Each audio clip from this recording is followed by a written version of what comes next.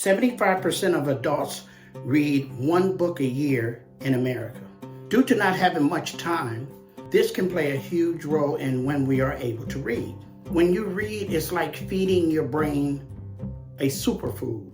MRIs have shown reading is a complex task involving different parts of the brain that are stimulated just by reading.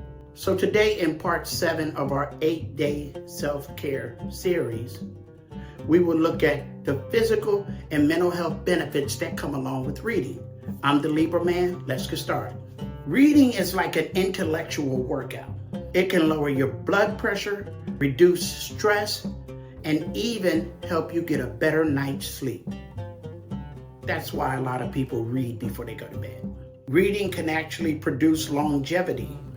There's scientists that are saying that you can actually live longer by opening up your mind and opening up your brain to new ideals and thoughts and reading. That's what they say.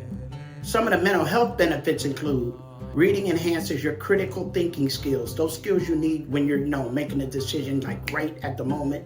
You have to think fast. It also broadens your vocabulary. A lot of words you didn't know what they meant or how to pronounce them. You see while you're reading and you look them up in a dictionary and then you say, oh, that means that. It boosts your knowledge and stimulates your imagination. Some things we don't think is possible that we find through reading and actually learning about things, we see, wow, I couldn't believe that somebody could do that. It even has emotional benefits. Reading helps you feel a wide range of emotions.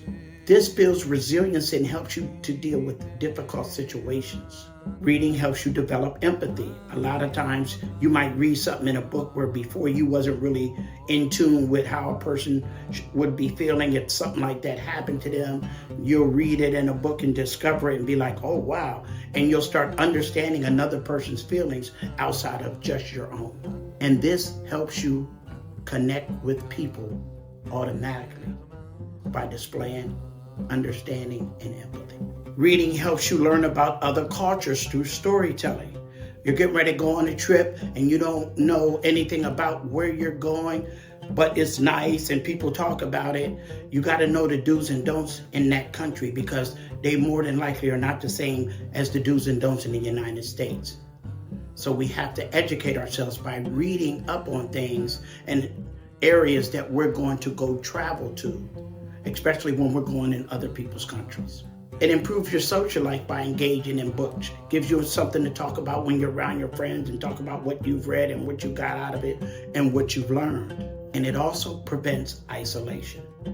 Sometimes you're sitting there with nothing to do and by yourself, you don't know which way to turn and you just reach over and get a book and start reading. And before you know it, you're invested into that book and you are no longer isolated because you are engaged in whatever it is that you're reading about.